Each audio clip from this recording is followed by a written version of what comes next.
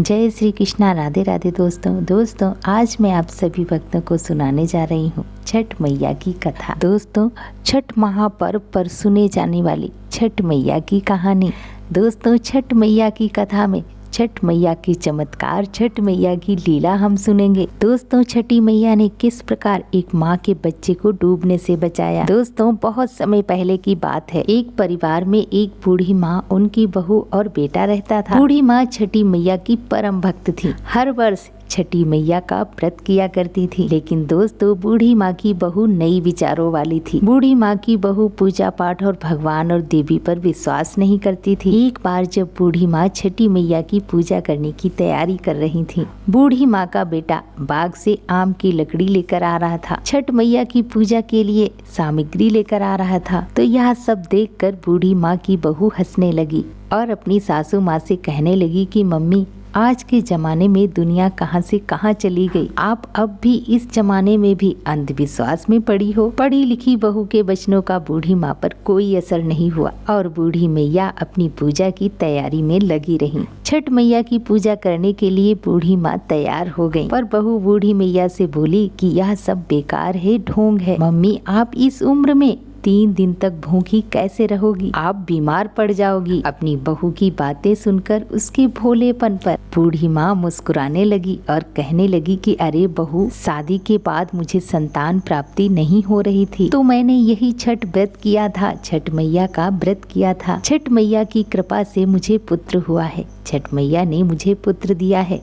बहू, ये अंधविश्वास नहीं है, माता का तो कड़ कड़ में निवास है। और बहू, तुम भी मेरे साथ छठ मैया का व्रत रखो, तेरी भी गोद हरी भरी हो जाएगी। पर वह अपनी सासू बात की बात ना मानी और मुस्कुराकर मुंह टेढ़ा करने लगी और अपनी सासू माँ से बोली कि माँ, मुझे कोई दुख नहीं है, मैं इस अंधविश्वास पे विश्वास नहीं करती हूँ और मैं कोई भी पूजा पाठ नहीं करने वाली हूँ। दिन रात मैं अपनी जिंदगी में अपने सुखों में व्यस्त हूँ और उसी में खुश हूँ। मुझे सुंदर पति मिला है, मुझे किस चीज की कमी है जो मैं छठ माता का व्रत रखूं। और माँ जी, कर्म ही प्रधान है और सासू माँ बाकी सब बेकार की बातें हैं। सासू माँ के लाख समझाने के बाद भी बहू ना मानी और वह छठ माता की बुराई करती ही जा रही थी। उसका पति जब घर वापस आया तो उसने भी अपनी पत्नी को बहुत समझाया, पर वह किसी की बात भी ना मानी और सीधे सीधे बोली, मुझे कोई भी व्रत नहीं करना है। पति भी समझाते हुए उसे थक गया था। आखिर में उसका पति बोला, जो तुम्हें करना है करो, मैं तो अब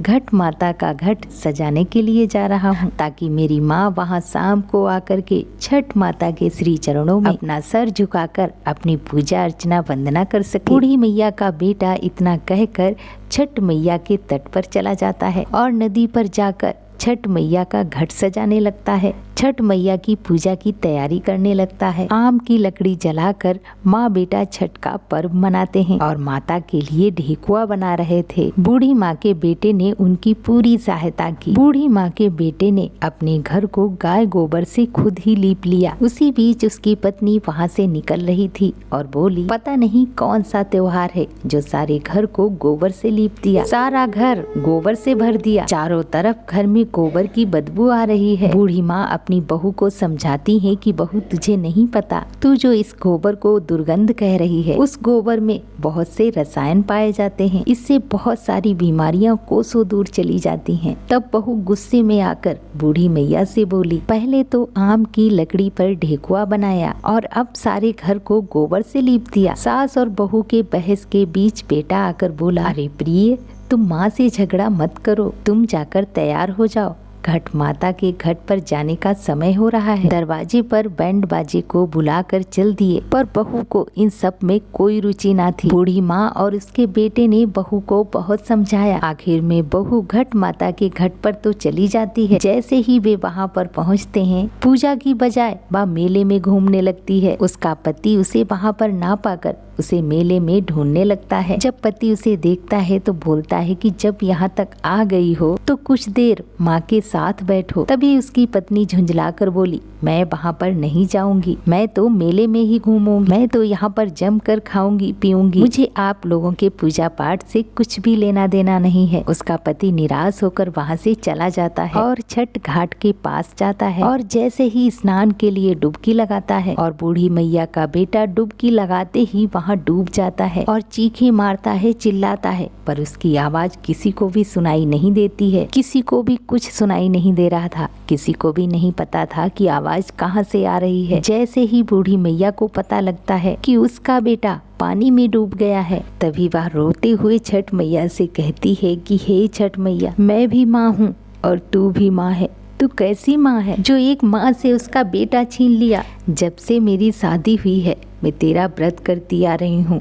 हे माँ, मुझसे क्या गलती हुई है जो तूने मुझे ऐसी सजा दी है? मेरी भक्ति में ऐसी क्या कमी रह गई? मैं तो छठ घाट पर पूजा करने के लिए आई थी, तूने तो मेरी दुनिया ही उजाड़ दी। हे छठ मैया, यदि जाने अनजाने में मुझसे कोई भूल हुई हो तो उसकी सजा मेरे बेटे को मत दो। हे छठ मैया, ये तेरी बूढ़ी भक्त इसी नदी में कूदकर अपने प्राण दे देगी। मेले में आए हुए लोग छठ घाट पर न जाएं, ऐसी घोषणा होने लगी और वहाँ कहा जा रहा था कि एक व्यक्ति पानी में डूब गया है और पानी में आगे बढ़ने पर खतरा होने की संभावना है। तभी बूढ़ी मैया की बहू बोली, मैंने तो पहले ही कहा था कि आप सब अंधविश्वास में ना पड़ो। मेरा पति मुझे छोड़ गया और वह अपनी सासू माँ को बुरा भला बोलने लगती है और उसके बाद वह छठ माता को कोसने लगती है। वहाँ पर खड़े सभी भक्तों को बहुत बुरा लगता है। सभी मन ही मन छठ मैया को पुकारने लगते हैं, हे मेरी माँ, इस बूढ़ी मैया की पुकार सुनो। हे छठ मैया, आप कभी भी अपने भक्तों को उदास नहीं करती हैं, कभी भी उन्हें बेसहारा और उदास नहीं छोड़ती हैं। और जैसे ही वह बूढ़ी माँ पानी में कूदने लगी, तभी नदी से लहर उसे उठते हुए दिखाई दी और वह लहर